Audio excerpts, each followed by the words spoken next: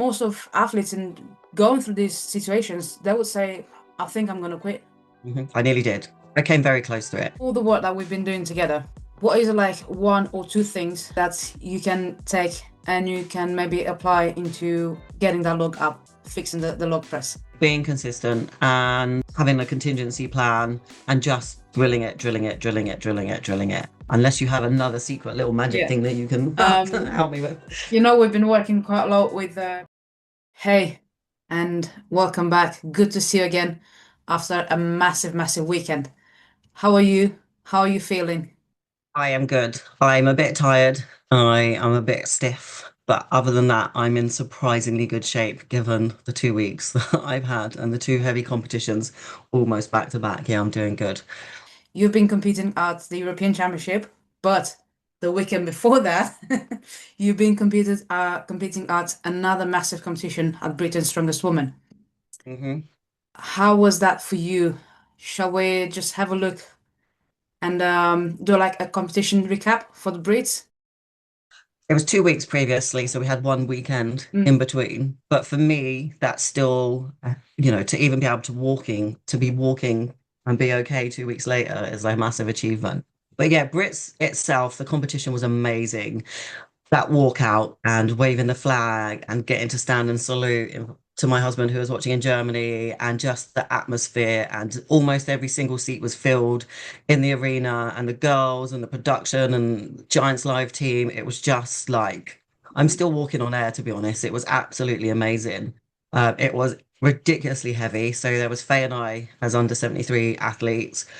The log was 90 kilos, which I've got a couple of times but didn't get it on the day. Deadlift went up to 250. The yoke was 280. I've never even picked up a 280 yoke before in my life. The sandbags were heavy. What else did we do? That shield carry, I've blocked it out of my brain. It was so traumatizing. So the shield was 130 kilos, and given mm, that we were weighing in at 73 kilos, that's nearly like twice our weight that yeah. we were carrying. Yeah, so the competition itself, I just loved every single second of it. It was awesome. Mm. And how did you prepare for this? How was the prep? Because The am I wrong prep, to say that this was the heaviest competition that you have done oh, up to this by point? far. Yeah, absolutely. I say by far, actually.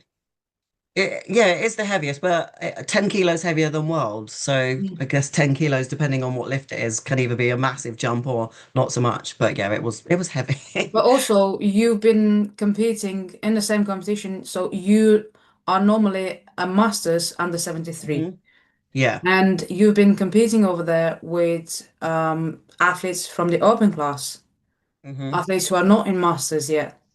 hmm And you, Although, oh yeah, over half of us are actually over 40, which is mm, awesome. But like you say, if you look at the statistics, there was me and Faye at 73 kilos, and then mm, there was some girls that are like 120, 135 kilos, 5'5" versus 6'5". exactly. Um, it was never about getting on the podium or being competitive. It was about showing people why I got my invite and just having an amazing time, and we definitely achieved that.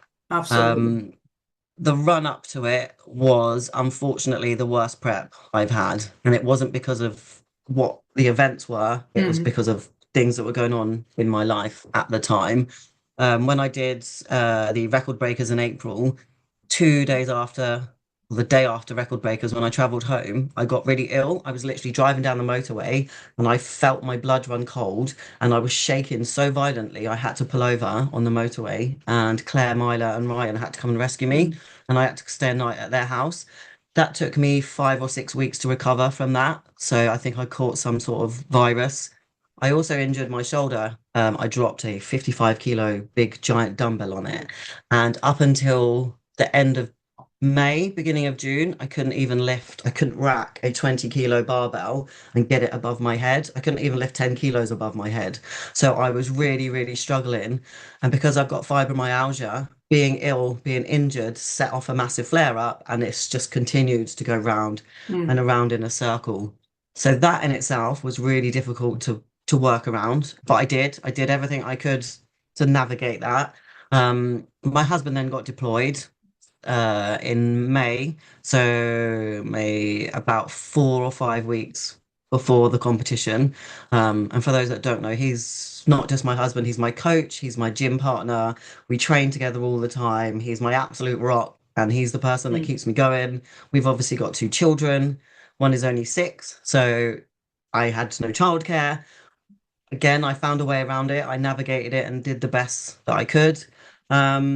But about 4 weeks before Britain's, I think it was about 4 weeks, while my husband was deployed, he was really struggling, like massively struggling with his mental health Right. to the point he nearly got sent home. And when you watch someone who is your absolute rock, who carries you along most of the time, absolutely hit rock bottom and fall apart, it's quite terrifying. So I spent most of my spare time speaking to him, helping him, supporting him. All of my mental energy was just thrown into keeping his head above water, keeping my head above water. And I really did not have time to focus on the competition at all up until about a week previously. So I didn't unravel, Mm. but I was not mentally prepared in the way that I wanted to be. Right.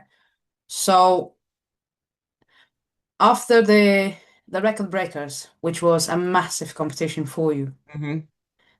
kind of everything went down the hill. Yeah, and then some. Yeah, you got proper poorly. You had to be Yeah. rescued from the motorway. Hmm. Then coming back from that, your husband, which is also your coach, which is also your supporter, which is also the father of the kids, Hmm. he has been deployed. So you've been Hmm. kind of alone. And Injured. soon after that, yeah, you got injured, another one to pile up. Then when you thought that you're coming back from an injury, your husband, he's getting the difficult time being Hmm. alone out there. Hmm. And then the time was up for the competition. Hmm. The biggest competition that I know how hard you've been working for to get to this competition. Because for those who don't Yeah. know, you cannot get qualified for this competition. No, You cannot no. apply to get in. You are Hmm. selected or by winning, isn't it? Certain competition. Yeah, yeah. And not everyone gets there. It's just 12 No. spots, isn't it? Yeah, yeah. So it's really, really difficult. And I know how hard you've been working. Because last Hmm. year, when we've been working together, you've been to Europe's, then you went to Worlds, the one Hmm. which you won, then to Hmm. Arnold's, the first Yeah. Arnold's, first ever Hmm. Masters lightweight that you won, Hmm.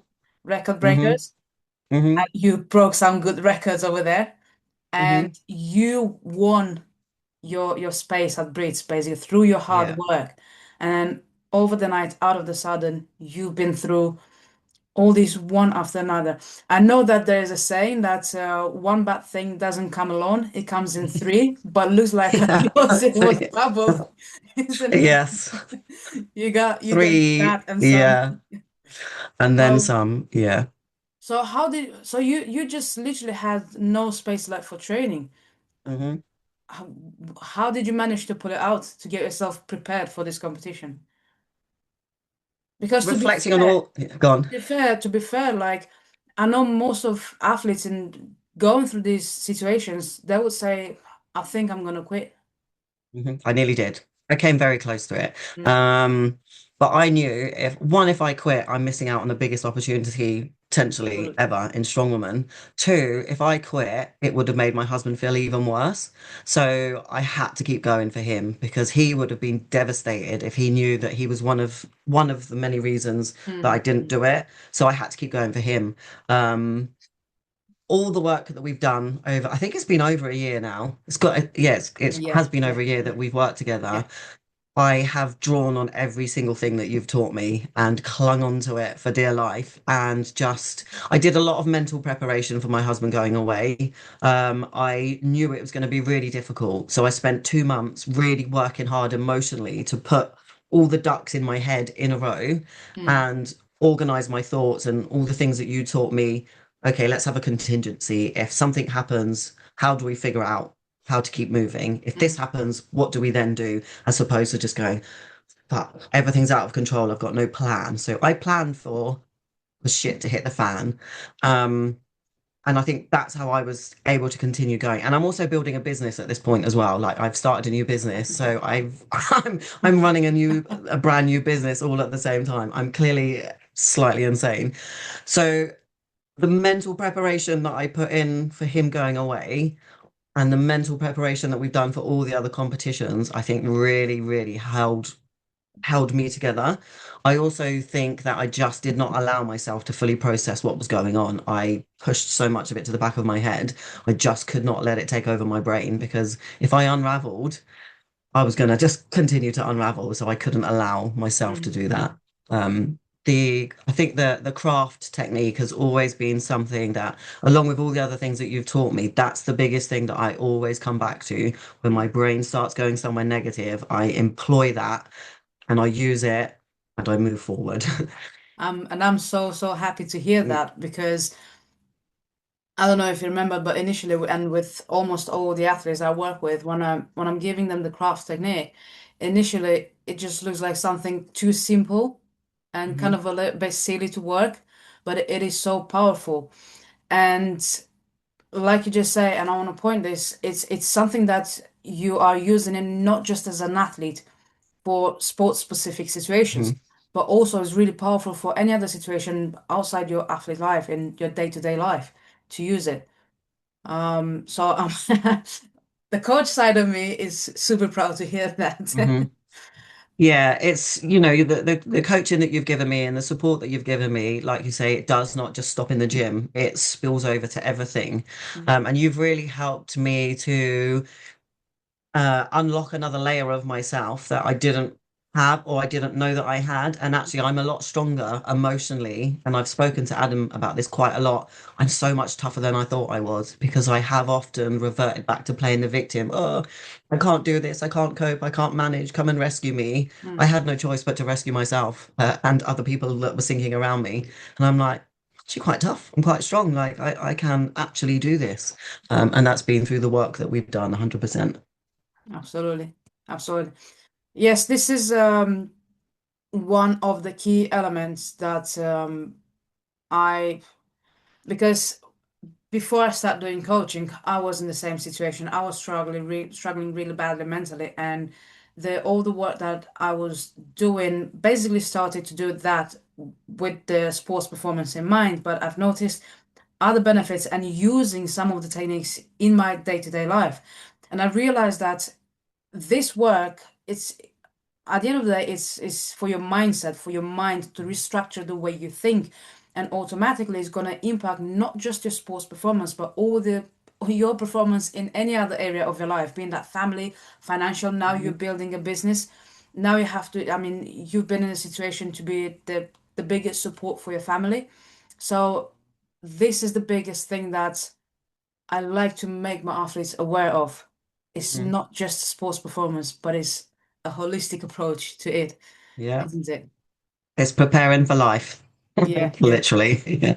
So going back to Brits then, what was one of the things that you've noticed that maybe you've done it differently that helped you to keep it all together going into this? Because like I said, someone with all these things happening, going on one after the other and trying to build a business, you never crumbled, like you said. What was it?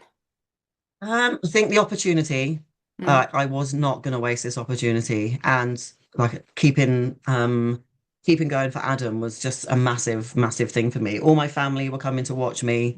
Do you know, I went and watched the Strongman Classic at the Royal Albert Hall, and Yeah, I yeah, yeah. had Paddy's family sat to the right-hand side of me. Ben's family was sat behind Mm. me. I was sat in between a few of the wives and some of their kids.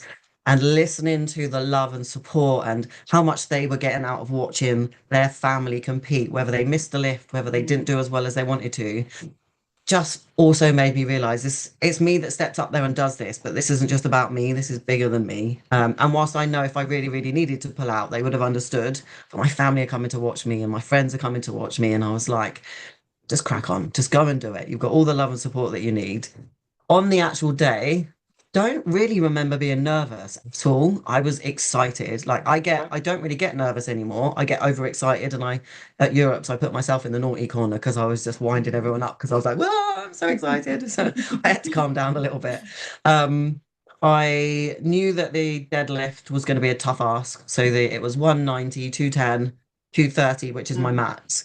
And I'd failed 220 the week before. I could not get it off the floor. I didn't even break the floor with it. And I'd got the 230 up to my knees. I absolutely hated the shield, but I was weirdly excited about doing better than I thought I was going to. Um, the log is login. That's the only thing I haven't conquered yet. The second that log leaves my chest, my brain just goes, "Bleh," and I Mm. forget what I'm doing. So that's still something we need to work on. The yoke, you can either pick it up and move with it or you can't. There's Yeah. not a lot else I could do. I think the only mistake I made was when I was warming up for the yoke. I was really struggling to pick it up, and then I realized I was trying to pick it up from Faye's height, and she's a good few inches shorter than I am, so it was Oh, too yeah, low yeah. low pickup. So as soon as I pick up a bit higher, it made it easier. Did I fatigue myself? Maybe. Could I've done better? Probably not. So that was the only like error I think that I made. And the sandbags, I got the first 100 kilo over the entire run, and then I just ran out of gas. But at no point did I start flipping around and panicking and not knowing what I was doing. And I just kept a clear head the whole time. And I was just excited to be there. I was just loving every single second of it. 100%. Cool. That's amazing. Like, the sport is called strongman or strongwoman for Mhm. women, but you're a strongwoman not just in the sense of the sport. You are actually a strong woman. And I no longer shy away from saying that about myself anymore because, especially as women, we're taught, just dull yourself down a little bit, stop taking up so much space. I am really fucking strong emotionally and physically, and I'm really resilient and I'm resourceful. And if I want something, I'm gonna go out there and I'm gonna find a way and I'm gonna do it. And I'm no longer shy to say that anymore. And I think that's another reason why I just kept going because I believe in myself and I know what I bring to the table. And I was going to go out there and whatever I had, I brought. And I genuinely couldn't have done anything else. I left every single thing out there. Had prep been better, maybe I would have done better. I don't know. Shoulda, coulda, woulda, right? Who knows? Yeah. I've got goosebumps because Oh, bless you.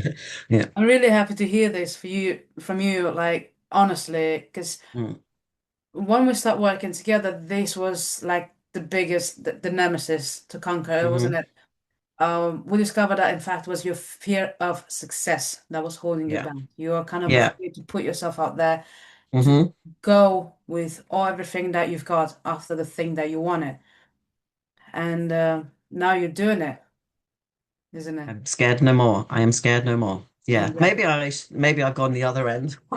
Maybe I need to bring a bit of fear back just to pull my head back out the clouds. But yeah, I'm not afraid to go after what I want anymore, and I'm not afraid to say it either. And there's a reason that I won Worlds. It wasn't a fluke. I'm not a one-trick pony. I didn't just go. I wouldn't have won the Arnold straight afterwards, and I wouldn't have got True. those three records straight afterwards. And it is a bit difficult sometimes. So I came sixth at Europe's.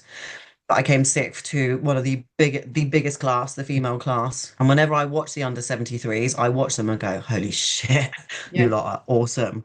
I But was fifth for most of, yeah, go on, sorry. just to say that at Europe's, you did not compete in masters class. You were in the No, under 73s. I was, yeah. So With most of them a lot younger than I am. Other than exactly. Goldie, give her due. I think she says she's 42 and she absolutely Oh smashed. shit. I know, right? Yeah, Wow. she's incredible, like absolutely incredible. And it was a real pleasure to actually meet her and compete with her and just watch her in action. It was insane. But yeah, to compete in the under 73s, and I held on to fifth right up until the last event. I would have liked to have gotten the podium. I only had two practice sessions. I've touched an axle deadlift once in 6 months. I've thrown bags twice in 6 months. Again, you're never going to hear me say shoulda, coulda, woulda. I could have done that if I'd done this because you just don't know. You don't know. Yeah. I could have gone in too cocky and just fucked everything up. Yeah. Um, the same thing again. I didn't panic once. I generally couldn't have done anything differently that I did on the day, and I gave it everything and left it all out there. And there was, that's all. Yeah. I'm so proud of myself now as the athlete and the person that turns up to these competitions. And not once since we've started working together have I walked away and gone, I would have won that, but I picked it up wrong, or I would have won that, but I forgot how to XYZ. I do still do stupid shit, but I normally leave that for the warm-up Yeah. arena. Yeah. Like Yeah. put my suit on backwards and do things like that. Yeah, I did that at Britain's. I put my suit on backwards. Well,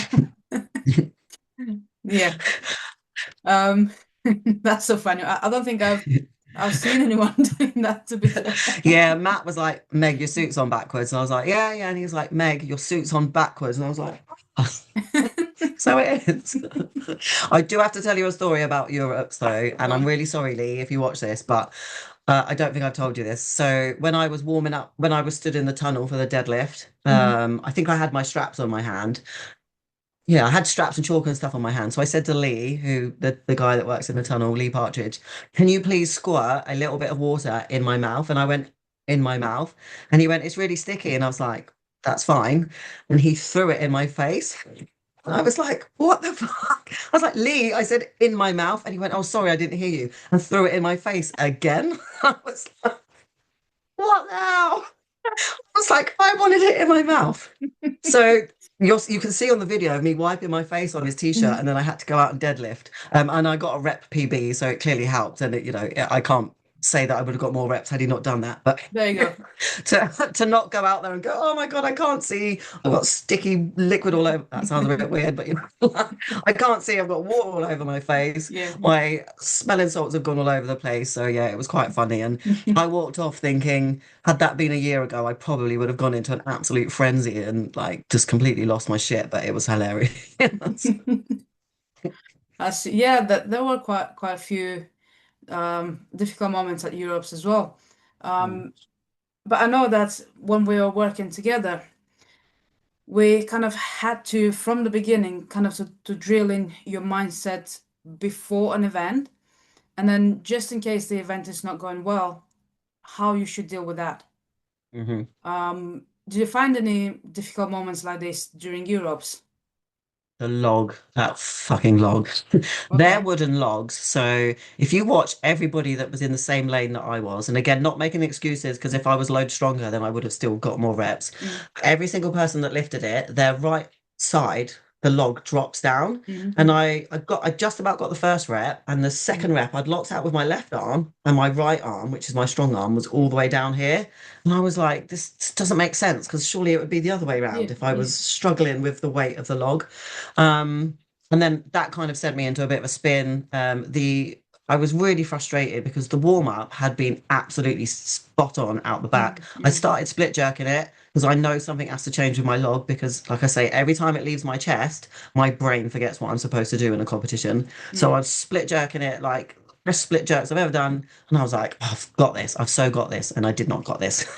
I got one rep and I was gutted because in training I've been getting 3 to 5 reps. So I was pretty pissed about that. But strong woman, right? These things aren't supposed to run smoothly and these things happen. And, then watching Absolutely. Goldie like strict press 5 reps, and I was like, well, if I was that strong, Mm. I'd have still got the reps. So, can't really blame the equipment. But I think that was generally the only, yeah, that was the only bit that I was a bit frustrated about, but I can't change that. So, Do you find that that bit affected you going into the next event, the sandbag throws?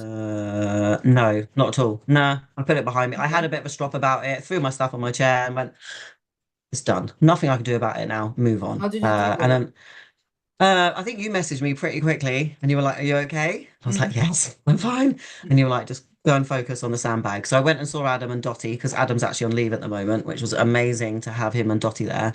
I went and sat and had a chat with him because I didn't realize what was going on with the log at the time. Mm. And I'm watching everybody else fail it. And I don't mean this in a mean way. It made me feel better about myself because there were Mm. so many people that were like, normally get tons of reps on this and I didn't even get one. So that actually helped me to be like, oh, you're not actually that shit.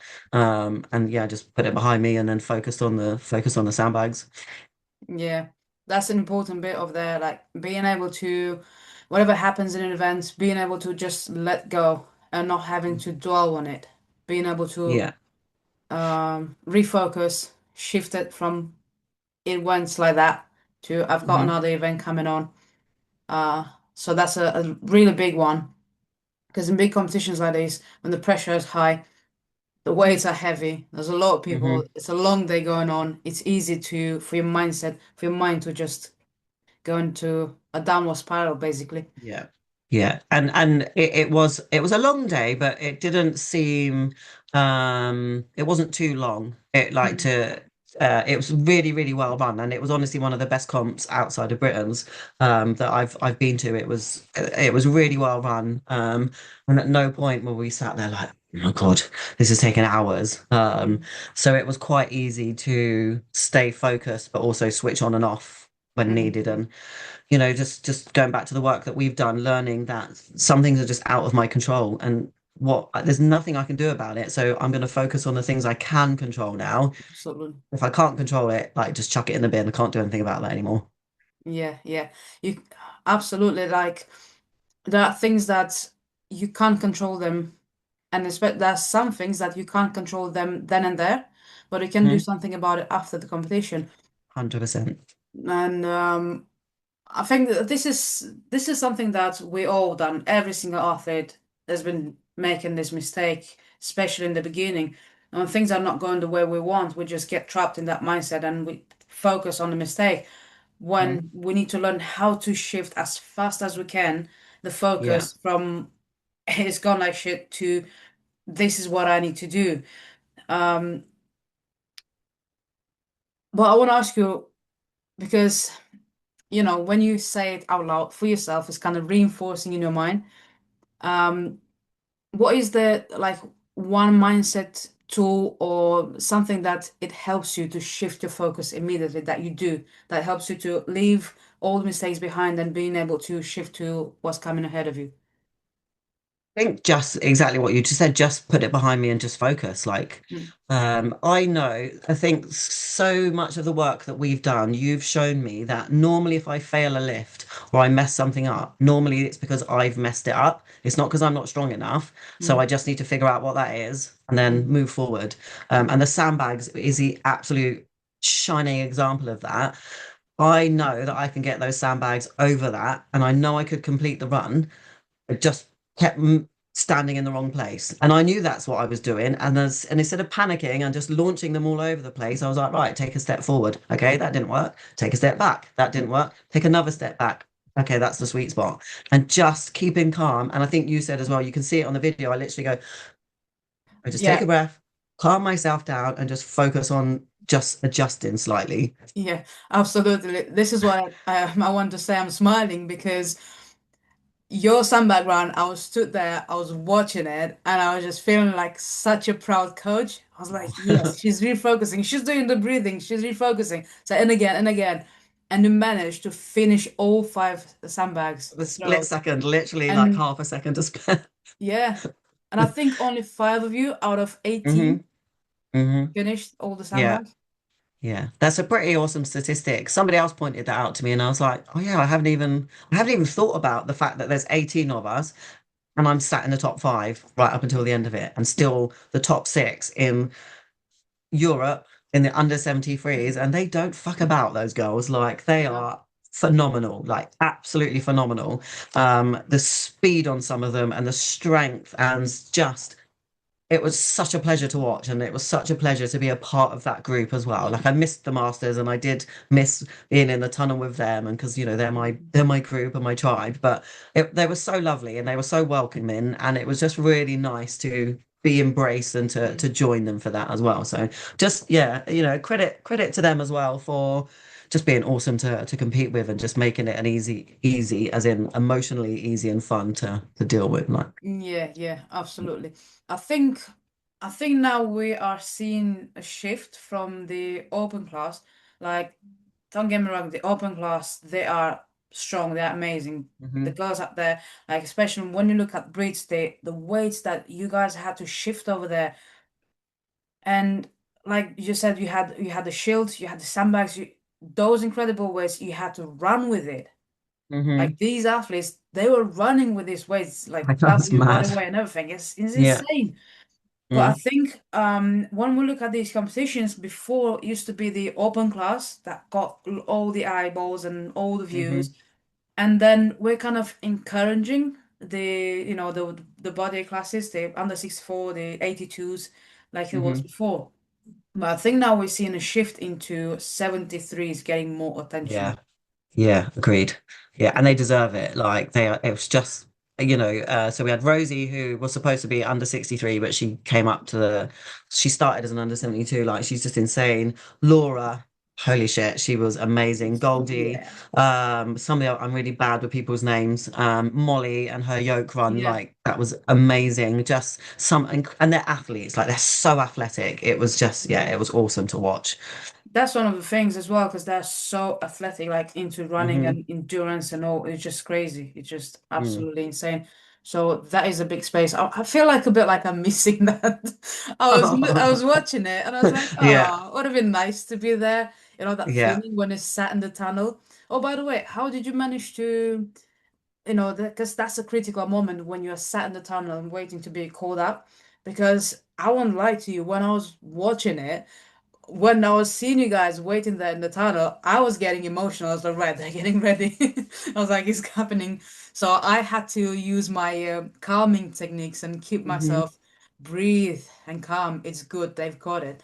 But how did you manage to deal with those nerves, even at Brits or at Europe's?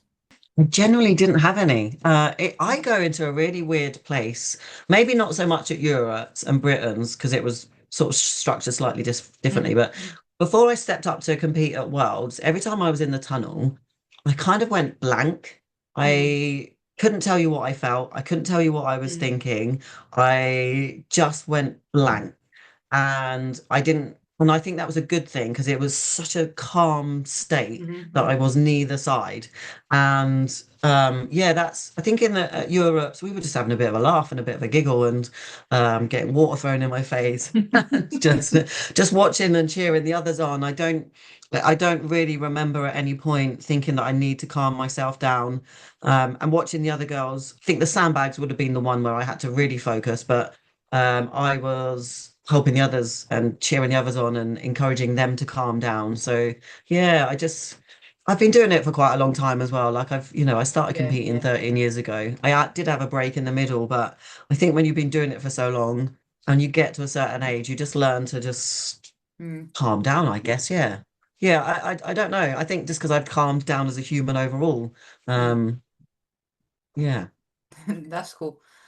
Um, so if you are now to compare you, Meg, the athlete, Brits and Europe's, to Meg 2 years ago when you went to Worlds, to Europe's. I know that last year when we were working together, before Europe's was our first big competition that we had to prep Mhm. for. What's the biggest difference or the differences that you can see and feel? How calm I am. I can't remember what competition it was that prompted me to get in touch with you, but I know whatever competition it was, I just Mm. fell apart. I think it was England's, and I'd been working really hard on the log, and then I went and dropped it on my head and got hardly any reps. And I think you had a bad day Yeah, that yeah, day as yeah. well. We all had a bit of a bad day that Yeah. day, and I was so sick of my own brain getting in the way. That's why I initially reached out to you. I think the biggest thing for me was either perceived opinions of me, of who I am, what people were potentially or not saying about me. We all get a little bit in our own heads, don't we? And we can be really self-absorbed, thinking Mm, everybody's mm, thinking about me, talking about me, when in mm. reality, nobody really gives a shit. Um, that for me that's been the biggest change. Like, I just don't care anymore. Like, if people are saying things about me, great, crack on. Mm. If you're supporting me, amazing. I embrace that and I'll take you along with me. And if you're not, see you later. Don't care. Yeah, absolutely. And my favorite question at this point. If you were to have a magic wand, Mm. to wave the magic wand now, thinking of the future competitions, what is one thing that you like to improve at you now, or to get it, being that from an athletic point of view, mindset point of view, anything like that? What would be one thing? Just whenever that log leaves my chest, it's like it's attached to a cord on my brain. And as Mm, soon as it starts to leave it, the eject button goes and my brain falls out of my head. Um, But I've been talking to Adam about that, and we're just going to split jerk, split jerk, split jerk, split Mm. jerk, split jerk, and just split jerk the shit out of it until I'm so sick of doing it. I've created that muscle memory. Um, I think that's the only thing that, yeah, it's just, and I don't do it with any other overhead. Like Europe's last year, I absolutely smashed the dumbbell to the point that everyone was like, "Oh my God, your dumbbell was amazing. That was I brilliant." And remember that. you Yeah. know, it was, and I'm just like, why don't I do that with the log? And I think what I learned from the Europes previously, we went in with the intention of me just being calm and sticking to a game plan, and not making any mistakes. And now, yeah, I think being a little bit more, being a little bit quicker. So with the sandbags, for example, I want to push that a bit harder in training so I can just go out there and launch things. Hmm. But yeah, I think just the log leaving my chest and my brain going, oh, I don't know what to do with it. I think that's the last piece of the puzzle. Okay. So out of all the work that we've been doing together, what is like one or two things that you can take and you can maybe apply into getting that log up, fixing the log press? The preparation. Preparation is absolutely key. And, you know, if you remember when we first started working together, after a few sessions, we figured out that I deliberately skip sessions, training sessions. So when I have a terrible competition, I can go, oh, well, I didn't train properly, didn't Mm-hmm. train hard enough. I missed a few sessions. So you know, and Britain's and Europe's was genuinely, I did everything that I possibly could. I Hmm. didn't skip any sessions that I could attend. And making sure that I'm as prepared as possible and having that contingency plan. If I can't get to the gym because the little one's ill and she can't go to school, I need to have a plan B, C, D, and E. So I think that is absolutely key for me. Contingency plans and just consistency, whatever that looks like, being consistent and continuing to Hmm. keep moving forward. Yeah, I think that's going to be the biggest. I feel like I've forgotten what you asked me, but hopefully that answered the To question. yeah, what are some of the things that Oh we've yeah, put in practice, we've yeah, been working on together that you can take and apply it in trying to fix your log? yeah. So consistency, being consistent, and having a contingency plan, um, and just drilling it, drilling it, drilling it, drilling it, drilling it. Mm. Unless you have another secret little magic Yeah. thing that you can Um, help me with. we've been working quite a lot with visualization. Yeah. Once Oh, once you do, yeah. once you get your technique, if you want to work into to change it to split jerks now, Hmm. when you are doing it in the gym, you hopefully and most probably you're gonna start with a lighter weight, and Hmm. you are gonna get that a good lift.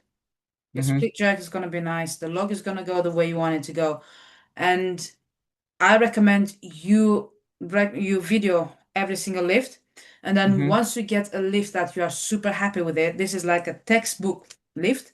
Yeah. Watch that one over and over again, and then visualize it in your mind. And if you remember, Hmm. when we are doing visualization, we're doing it from two perspectives. One is just like us, like in the gym, you see the bar, you see the things around you. And then the second one is a third person perspective, as if you are Hmm. the coach. Yeah. The first one is the type of visualization is good for you to use when you are trying to control your thoughts, your nerves, your emotions, how the bar feels like or the implement feels like when you want to run faster, a pickup of a sandbag, things like this. Hmm. The second one, a third person perspective, as if you are your coach, it's the best one for you to use it in this instance because you are relearning a technique. It's learning or Hmm. relearning, modifying a technique. So basically, you are watching yourself doing it and you are pointing your mind, this is the way I want it to go. Hmm. And once you are getting more consistent good reps in the gym as you want them to be, you can shift towards visualizing as you are normally, how the log, the weight of the log, it feels like when you do it, where your feet are, and all things like this. But to start with, when you're trying to learn a technique, you use the third person perspective. And also, at the end of the session, do a little bit of analysis of the video. What went well, what didn't went well, what helped you that to have a good lift, and what you need to correct. The things that didn't Yeah. went well. Okay, can we do something about it? Can we not? Can we drop some of the things? Yeah. Hmm. Yeah, I think I did end up going back and watching the video. So I did that with a sandbag on the day. I went back and watched my world sandbags, which there was only two of us. It was the exact same run, I think, pretty much. And there was only two of us that completed it. And I should have watched, I did a video myself warming up at Europe's with the log, and I should have done. I should have videoed it because honestly, like my split jerks were the best they've ever been. And I was so like, "Oh, I can't believe how today is the day I've literally learned how to properly split jerk a log.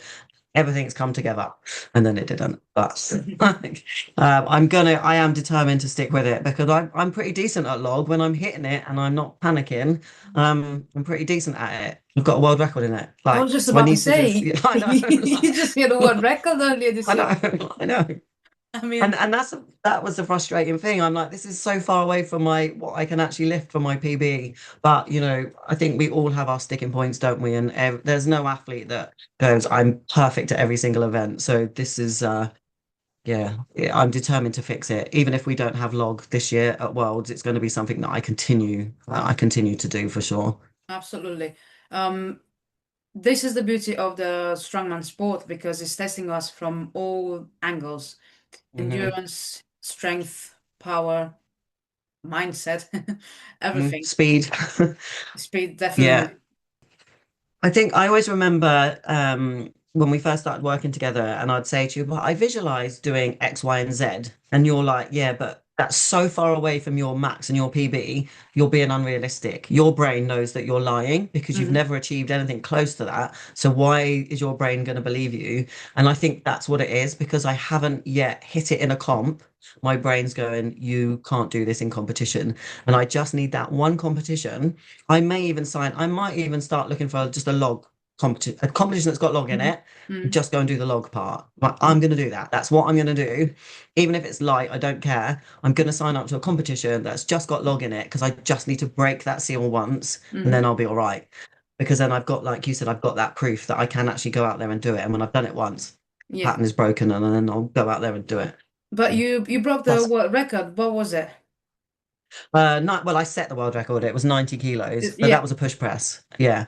Yeah. Um, But the reason I want to continue with the split jerk is because I'm a better powerful athlete than I am a better static, strict press athlete. And Right. my arms and legs, when I try and push press, they just don't coordinate.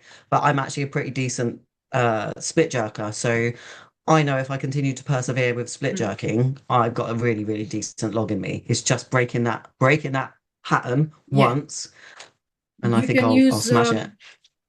you still can use the 90 kilogram log press from the Hmm. world record as an indication, proof to your brain that you can press the 90 kilograms. Weight is not Hmm. a problem. It's going to Yeah. be a different technique.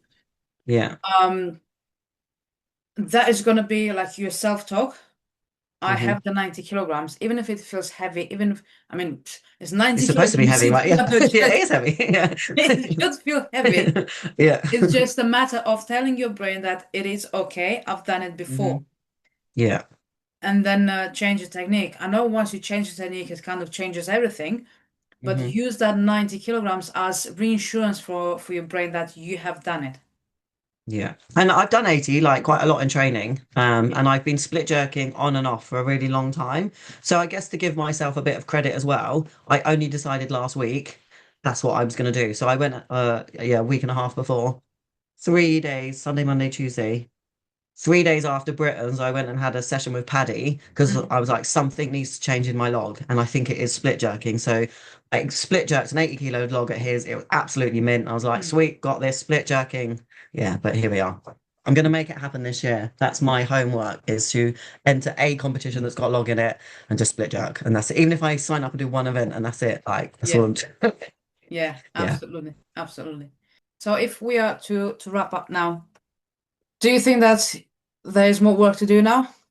Oh, so much more work to do.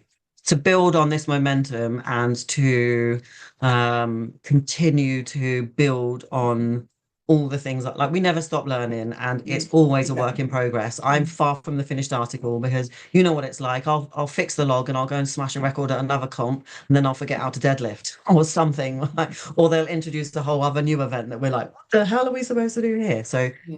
but having the confidence and belief in myself, that's all right. Like whatever it throws at me, I'm going to come right back at it, and I'm coming out swinging this year, that's for sure.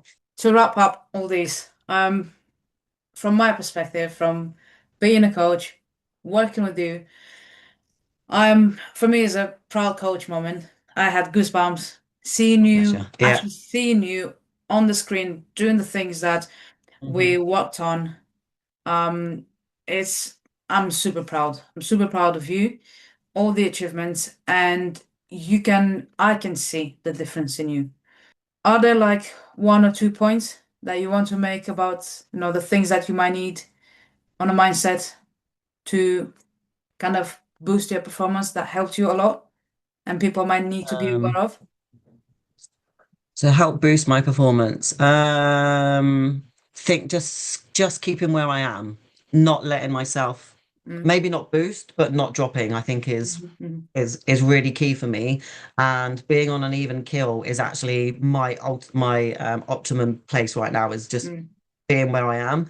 But just to go back to what you were just saying, like it's the work that we've done together and the support, you're constantly on hand. You seem to have this little spider sense that goes, I think Meg needs me to check in right now. And I'm like, how did you know? How did you know I was starting to have a bit of a wobble?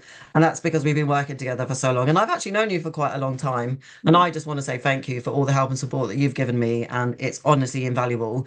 And if anybody is even contemplating, I might need a little bit of support, like just do it, because honestly, I would not, like we've said, not just in this sport, but life in general, I would have unraveled massively a few months ago, and I didn't because of all the tools and techniques that you've taught me. So I just want to say thank you as well. And, it makes me proud to be able to say to you, I find it so much easier to respond when someone's invested time in me and belief in me, and I will respond by showing you that you're right. Not that I don't want to prove anyone wrong. I don't care if people think I Mm. can't. I'll do it for everyone that thinks I can. So yes, I just want to say thank you, and I we're appreciate not done yet. We're it. not done yet. I appreciate it. Getting me emotional in here. No. Should we actually wrap this up now before we both start Yeah. crying? Yeah, Okay. please. Yeah, because I don't like doing that. I don't get emotional, especially on screen.